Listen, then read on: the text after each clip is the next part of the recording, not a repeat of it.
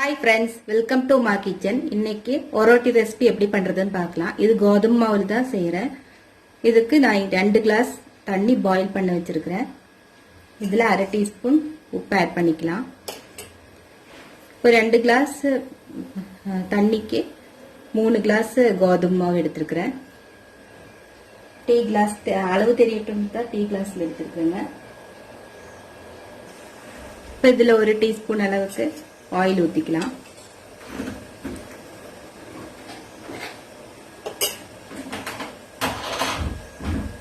தண்ணி நல்லா பாயில் ஆயிடுச்சு.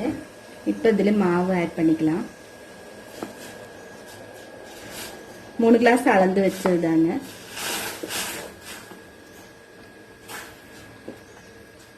இந்த மாவு இதுல நல்லா வேகணும்.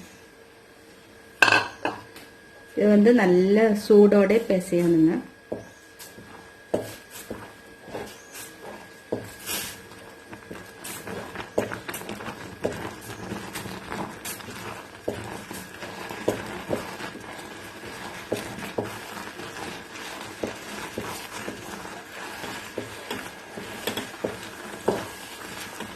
அடுப்பு ஆஃப் பண்ணிக்கலாம்.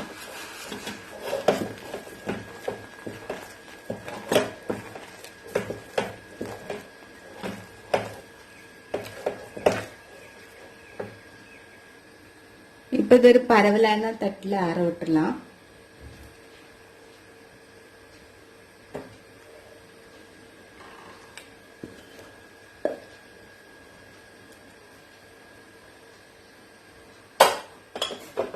கொஞ்சம் ஆறி நம்மளுக்கு கை பொறுக்கிற சூட்டில் நல்லா பிசையணுங்க. வெயிட் பண்ணலாம். இப்போ சூடாகவே பிசைஞ்சிடலாம். 2 கையிலும் நல்லா தண்ணி வச்சுட்டு பிசைய ஆரம்பிச்சிடலாம்.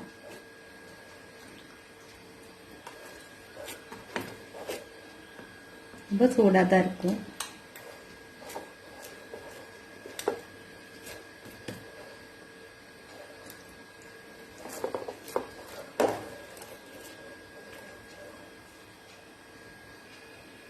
ஒரு டோ மாதிரி வந்துடுச்சுங்க. இதை மாற்றி வச்சுக்கலாம். இப்போ நம்ம பரப்ப ஆரம்பிச்சிடலாம்.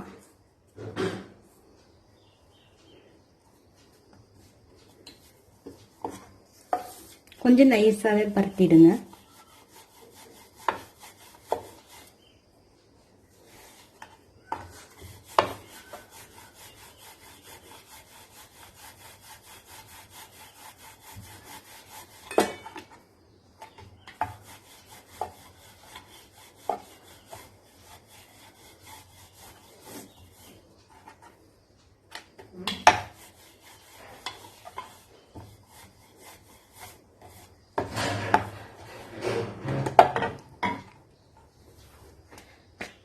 இது ஒரு பக்கம் நல்ல மாவு தடவிட்டு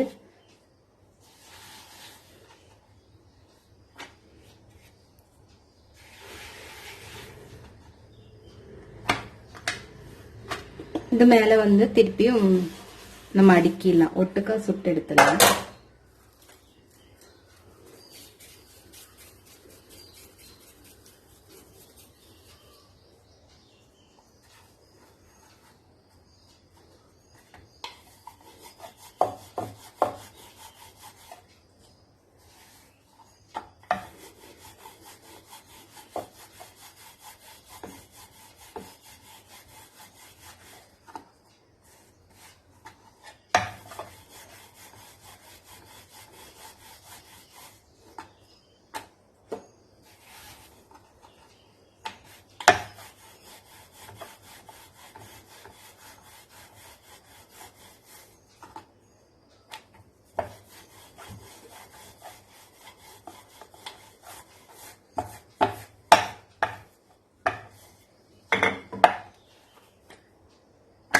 இப்போ ஒரு பக்கம் மட்டும் மாவு தடவிடலாம்.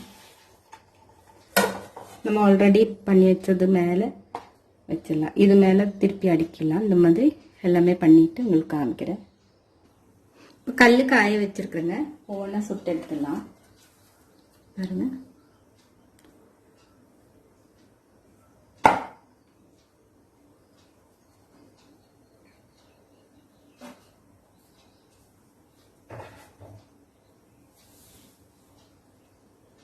லைட்டாக பபிள்ஸ் வரும்போது திருப்பி போட்டுக்கலாம். எண்ணெயெல்லாம் போட வேண்டாம். எண்ணெய் போட்டு சுட்டு எடுத்துடலாம். நல்லா பொங்கி வரும். இது 2 நாள் ஆனாலும் சாஃப்டாக இருக்கும் நம்மளுக்கு.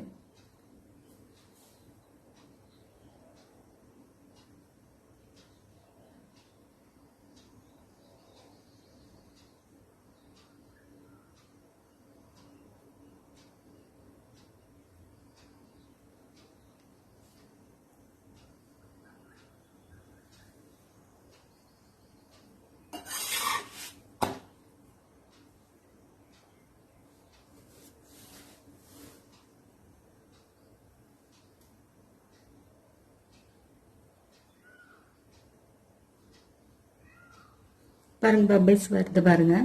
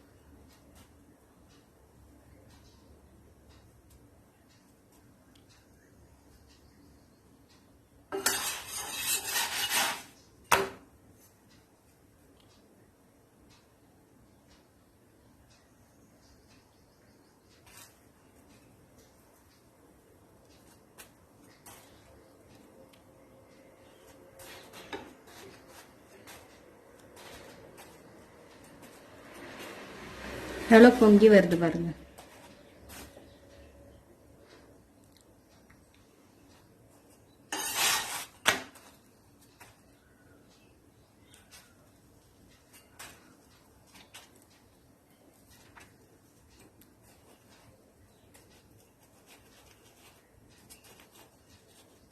ஒரு பூரியாட் ஆயிடுச்சு. ரொம்ப சாஃப்டாக இருக்கும். நல்லா அழுத்தி அழுத்தி கொடுத்தா போதும். கொஞ்சம் கோல்டன் ப்ரௌன் ஆகட்டும், எடுத்துடலாம். இந்த மாதிரி வரட்டுங்க. இப்போ பாருங்க சூப்பராக பொங்கி வந்துச்சு. கொஞ்சம் மெதுவாத்தாங்க ஆகும் சப்பாத்தியை விட, ஆனால் சாஃப்டாக இருக்கும். நான் இதை எடுத்து கொஞ்சம் ஆறின பிறகு காமிக்கிறேங்க. எப்படி வேணாலும் மடிச்சுக்கலாம். அந்த மாதிரி தான் இருக்கும்.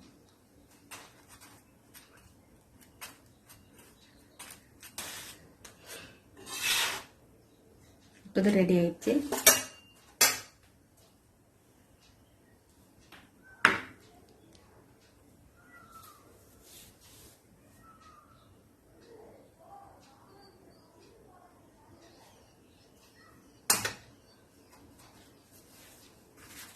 இது பாருங்க எவ்வளோ சாஃப்டாக இருக்கு பாருங்க.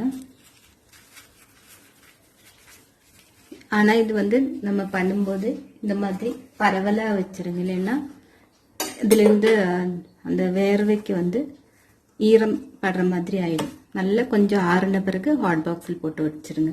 2 நாள் ஆனாலும் கெட்டு போகாது.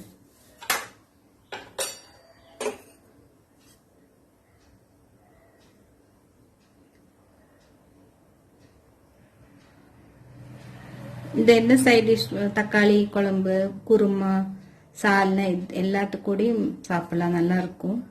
நான் இன்னைக்கு ஒயிட் குருமா கூட தான் சர்வ் பண்ண போறேன். அப்புறம் நல்லா பபிள்ஸ் வர ஆரம்பிச்சிருக்கு.